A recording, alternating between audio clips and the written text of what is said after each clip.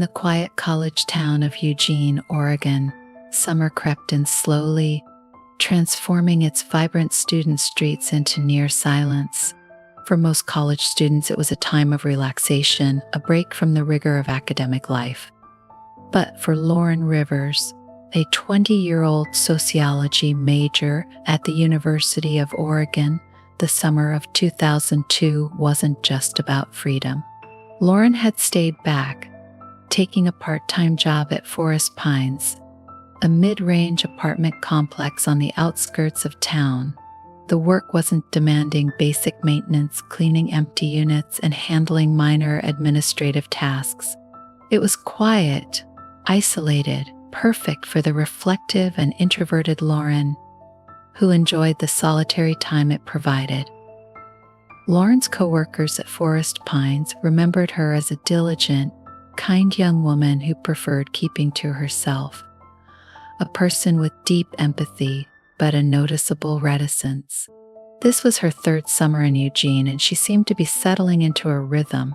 Her routine was simple: shifts at the apartment complex followed by quiet evenings in her small, shared off-campus apartment. But on the afternoon of July 10th, 2002, Lauren's usual routine was shattered in the most haunting of ways. Her last known sighting occurred around 2 p.m., when a resident briefly spoke with her in the parking lot. By the end of the day, her supervisors realized she hadn't clocked out, and her small purse and sandals were left in a supply closet. Hours passed, and by midnight, her disappearance was reported to the Eugene Police Department. The police initially treated the incident as a missing persons case, routine yet disturbing. It wasn't unheard of for students to go off-grid for a few days, but Lauren's profile didn't fit the pattern of someone prone to vanishing without a trace. A meticulous worker with a close-knit group of friends and family, Lauren's disappearance felt immediate and unsettling. The empty apartment complex, the abandoned sandals, her personal belongings left behind, all painted an ominous picture. Investigators combed through Lauren's known associations, piecing together fragments of her life, but there were few leads. With no signs of struggle and no surveillance footage, the case stalled almost as soon as it started. Lauren's parents arrived from their home in Salem, Oregon, devastated and determined to help. As the days stretched into weeks, missing person posters with Lauren's smiling face peppered the town. Search parties, organized by local students and community members, scoured nearby trails and wooded areas, but they turned up nothing. Eugene police faced mounting pressure, but Lauren's case seemed locked in an agonizing limbo.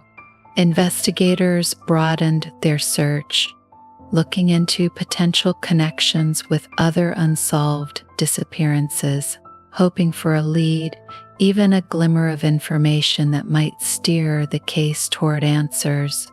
Nearly 2 months after her disappearance, an unsettling discovery surfaced. In Arizona, police had opened a cold case file on a disturbing assault that bore an eerie resemblance to Lauren's case. It involved a suspect with a sinister reputation, Mark Williams, a man previously implicated in several assaults across multiple states. Mark Williams had a dark history that spread across state lines, casting a wide shadow over communities wherever he went. A former handyman, he had drifted across Arizona, Nevada, and Oregon, leaving behind a trail of complaints, suspicions, and accusations. Despite this, a lack of concrete evidence had allowed him to evade serious charges, leaving only rumors and fear in his wake. His criminal record painted a disturbing pattern. In 1999, a young woman in Phoenix reported an assault, describing her attacker as a tall, lean man with strikingly cold eyes and an unnerving calmness. Her description matched Mark Williams, but he managed to slip away from investigators' grasp due to insufficient evidence. Eugene police, facing increased public pressure, began exploring the possibility that Lauren's case was not an isolated incident, The stark similarities between Lauren's disappearance and Williams's prior offenses couldn't be ignored. But Oregon law enforcement had a problem with no body, no physical evidence, and only a tenuous link between the cases. They struggled to establish a concrete case. Still, the specter of Mark Williams hung over the investigation, his history casting a foreboding shadow. It wasn't until October 2002, 3 months after Lauren's disappearance, that Eugene police received a critical tip from a woman in Arizona who had followed the news coverage of Lauren's case. She believed Williams might be connected to other unsolved cases in the Pacific Northwest. Her testimony gave detectives a boost of confidence, but Williams himself was elusive, a transient with no fixed address. He was difficult to track, slippery and well-practiced in evading the authorities. Investigators soon realized they were dealing with an experienced predator. Williams, now the prime suspect, had mastered the art of staying under the radar. He changed aliases frequently, working low-paying jobs that required minimal identification, moving as soon as the smallest suspicion arose. As detectives dug deeper, they uncovered a chilling timeline that placed him in Oregon around the time of Lauren's disappearance. This discovery provided only circumstantial evidence, but it was enough to secure a warrant for Williams's arrest. The search for Williams intensified as Oregon law enforcement worked closely with FBI agents, hoping to apprehend him before he could slip away again. But each lead was as elusive as the man himself. Interagency cooperation led to a few sightings, and he was finally tracked to a remote area near Coos Bay, Oregon. It was in this rugged, forested terrain, cloaked in heavy mist, that the authorities would confront their suspect.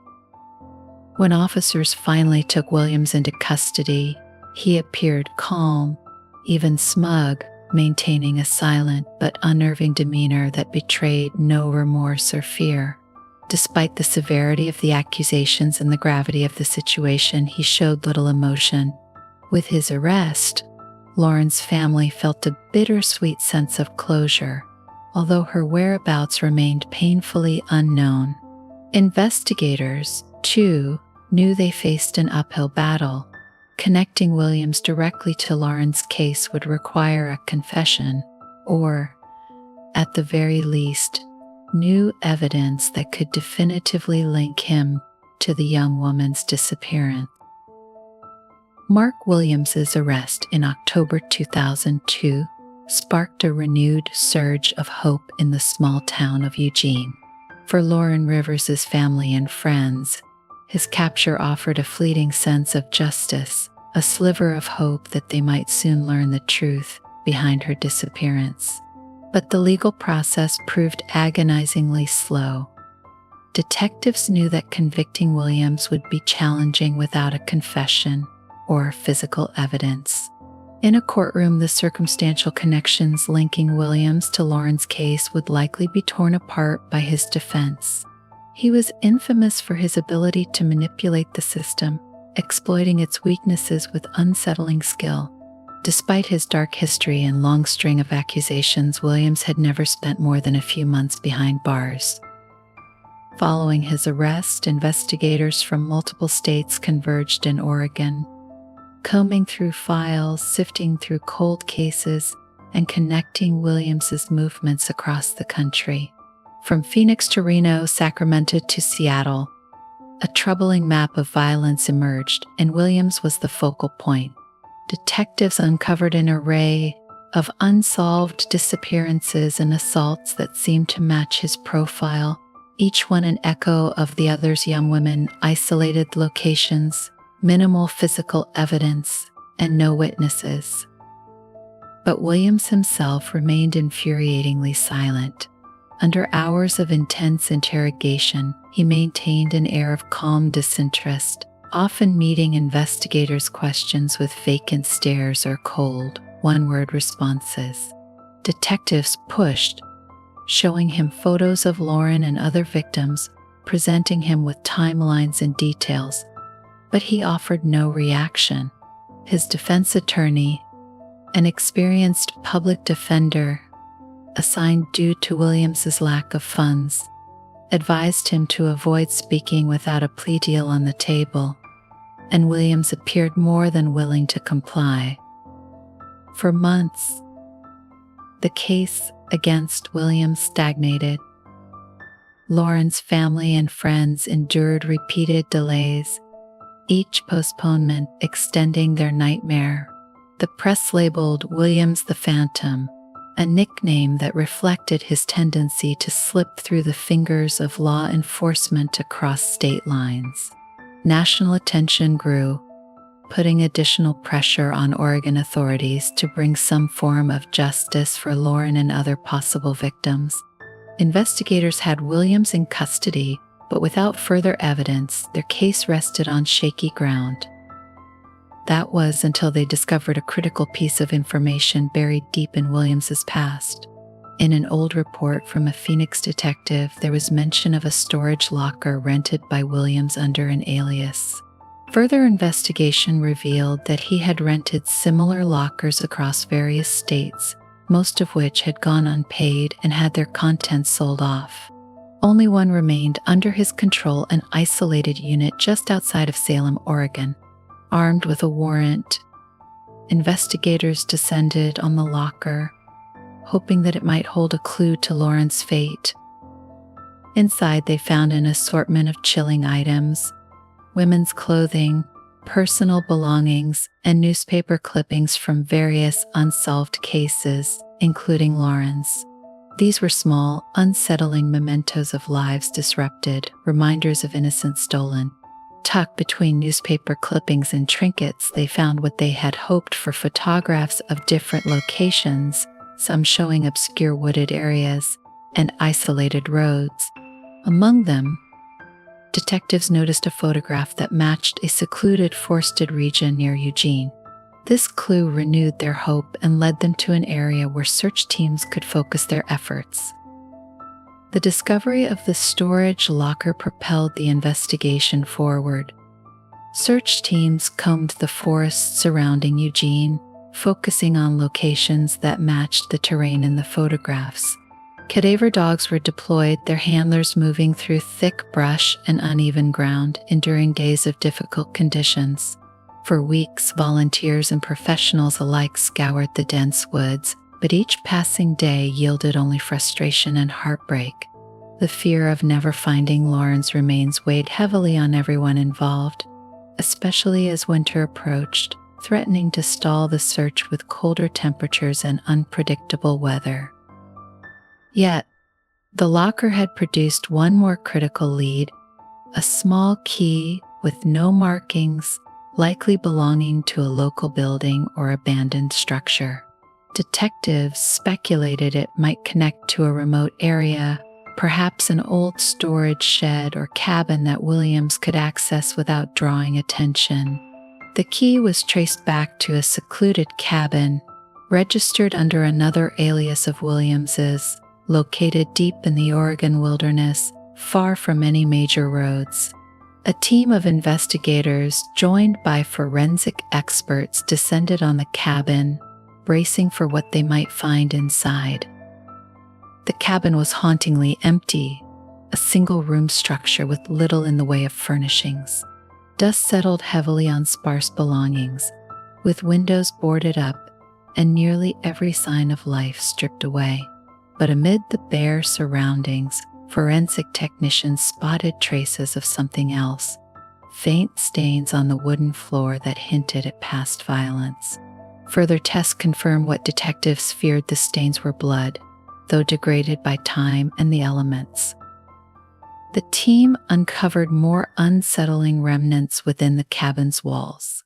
Wedged into the floorboards, they found strands of long, dark hair tangled with soil and fragments of fabric. The forensic team carefully extracted these items, knowing they held the possibility of confirming Lauren's final moments. DNA analysis was swiftly conducted, and after a grueling wait, the results came back, the samples matched Lauren Rivers. While the discovery didn't provide answers to the exact details of Lauren's final hours, it pointed to a chilling conclusion. Mark Williams had brought Lauren to this remote location, taking care to avoid detection, hiding her away from any chance of rescue. The investigators now had a location tied directly to Williams and a victim, undeniable proof that he had been with Lauren on the day she disappeared. With this new evidence, prosecutors strengthened their case and public opinion swung decisively against Williams. His image was splashed across newspapers and television stations as the face of a calculating, remorseless predator who preyed upon young women. The town of Eugene watched anxiously as Williams's trial date neared, the community united in their desire for justice. Lauren's family, too, prepared for what they knew would be an emotionally grueling trial, but they held fast to the hope that it would finally reveal the truth. As the trial preparations moved forward, Mark Williams's attorney sought a plea deal in exchange for information about Lauren's final resting place, knowing it was one of the last remaining pieces that could provide closure to the Rivers family. Reluctantly, prosecutors considered the offer, weighing the benefits of a potential admission of guilt against the torment it might cause Lauren's family. The decision would hinge on one man's willingness to confess a rare crack in Williams's cold, impassive demeanor. The town waited, holding its breath for what would come next in this tragic, drawn-out saga of loss and devastation. The plea deal negotiation was a painstaking process. Prosecutors knew that agreeing to any concession with Mark Williams would be controversial, especially in the eyes of Lauren Rivers's family and the broader Eugene community, who wanted the harshest possible punishment for the man who had terrorized their town. But Williams's attorney emphasized that Williams might only reveal Lauren's burial site in exchange for a life sentence without parole, sparing him the death penalty. With no other options likely to yield this critical information, the prosecutors reluctantly accepted. As part of the deal, Williams agreed to a full confession, detailing the events of the day he encountered Lauren. In chilling, emotionless prose, he outlined how he had seen her working alone at Forest Pines and impulsively decided to approach her. Detectives listened in silence as he described coaxing her toward his truck with a fabricated story about a broken faucet in one of the vacant units he claimed he needed help with. Once they were close, he'd grabbed her, immobilized her, and forced her into his vehicle.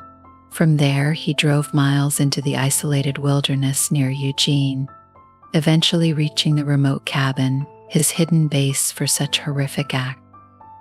Williams showed no remorse, recounting his actions as if they were a mundane list of chores.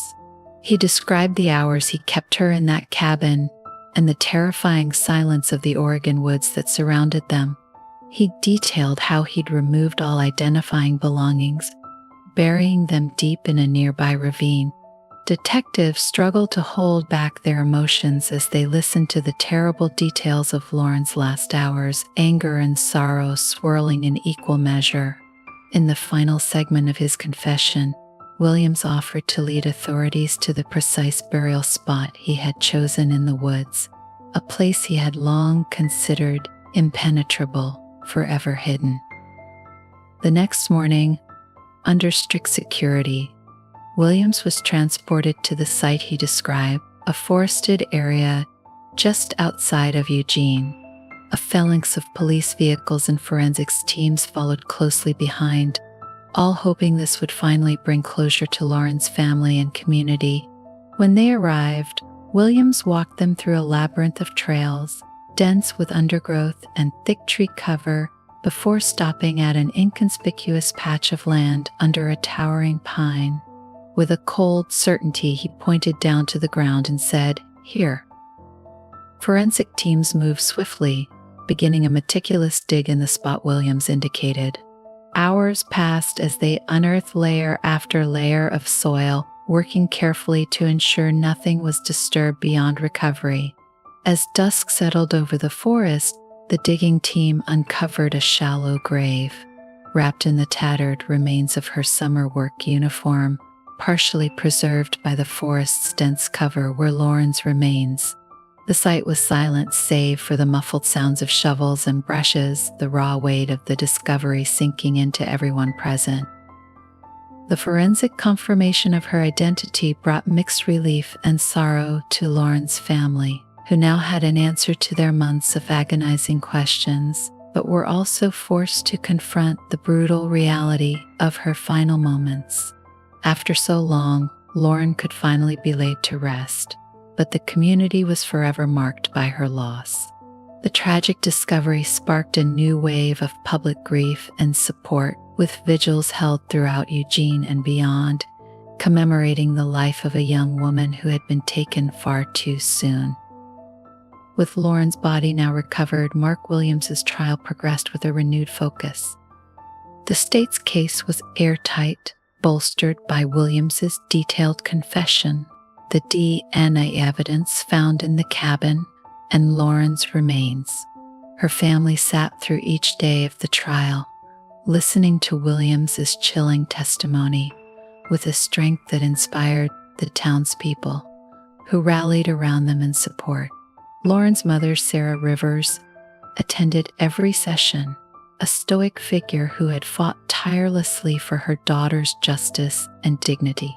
She sat unflinching as the prosecution laid out the chain of evidence, each piece connecting Williams to the grisly act. The prosecutor presented Williams as the methodical predator he was, highlighting his history of manipulation, deception, and ultimately, violence. Through witness testimony and expert analysis, they painted a picture of Williams's pattern of coercion and dominance, showing that Lauren was not his first victim, just the first for whom he had been fully caught. The prosecution took care to make clear the damage his years of evasion had inflicted on families across multiple states, emphasizing how he exploited legal loopholes and jurisdictional divides. Williams's defense could offer little rebuttal beyond the negotiated plea deal. His attorney, knowing the futility of contesting his guilt, focused instead on procedural points, attempting to mitigate Williams's sentence. But the jury's reaction to Williams was clear from the outset. His cold, unaffected demeanor throughout the proceedings, his lack of remorse, and his calculated admissions sealed his fate. The trial concluded swiftly, with the jury deliberating for only a few hours. The verdict was unanimous: guilty on all counts, including first-degree murder, kidnapping, and aggravated assault. True to the terms of the plea deal, Williams was sentenced to life without the possibility of parole, his presence no longer a looming threat over the families he had harmed. For the Rivers family, the sentence marked a somber end to their ordeal. They would never regain what they had lost, but the trial's conclusion allowed them to begin grieving in peace, a life forever altered, but no longer defined by uncertainty and horror. As the weeks passed, Sarah Rivers organized a scholarship in Lauren's name, a fund dedicated to young women pursuing sociology and criminal justice fields Lauren had been passionate about. The scholarship was a small way to honor her legacy, a reminder that her kindness and spirit would continue to impact others despite her tragic end. Eugene, too, changed in the wake of Lauren's case. Community leaders enacted stricter hiring policies for workers in close contact with vulnerable populations, especially those in isolated workplaces. Local law enforcement, shaken by the depth of Williams's crimes and their delayed response, established stronger communication lines with police departments across state lines, hoping to prevent similar cases from slipping through the cracks. Mark Williams's case was soon closed, filed among Oregon's most notorious crimes, a chilling example of the damage wrought by a calculating predating predator and a system that had long allowed him to evade justice. For Lauren's family and friends, and for the community of Eugene, the scars of her loss would always remain. But they found strength in the unity and resilience they had shown, carrying forward a memory that would be a lasting tribute to Lauren Rivers, a reminder to remain vigilant, compassionate, and relentless in the pursuit of justice. In the months following Mark Williams's conviction, the town of Eugene continued to grapple with the aftermath of Lauren Rivers' tragic case. News coverage waned and most of the country moved on.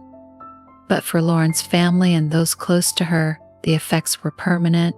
The scholarship fund in her name attracted significant local support, becoming a cornerstone of hope for young women eager to make a difference in the fields Lauren had cared about so deeply.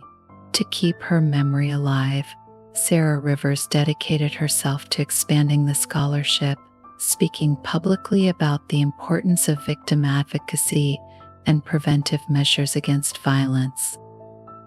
In her talks, Sarah shared her family's harrowing journey, hoping to inspire a change that might save others from enduring similar pain. Her speeches reached state legislators, school administrators, and community organizers, emphasizing the need for stronger background checks on transient workers like Mark Williams, whose checkered past had evaded scrutiny for far too long. Eventually, her efforts caught the attention of state lawmakers, leading to the creation of Lauren's Law, which required stricter employment background checks and better interagency communication for individuals with violent criminal records. But behind the public support, Sarah's private world was marked by profound grief.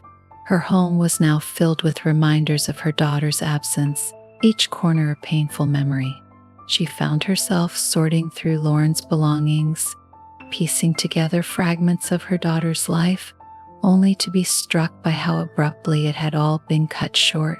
Her daughter's bedroom, once vibrant and filled with dreams, was now a silent reminder of everything she had lost. While her mother fought publicly, Lauren's friends also worked to preserve her memory in their own ways. They created an annual memorial event on the University of Oregon campus, gathering each summer to raise awareness about campus safety and commemorate Lauren's life. Students and faculty spoke about her kindness, her dedication, and her unfulfilled potential. They dedicated a small plaque on campus grounds, a quiet tribute to the young woman whose loss had left a lasting void in their community.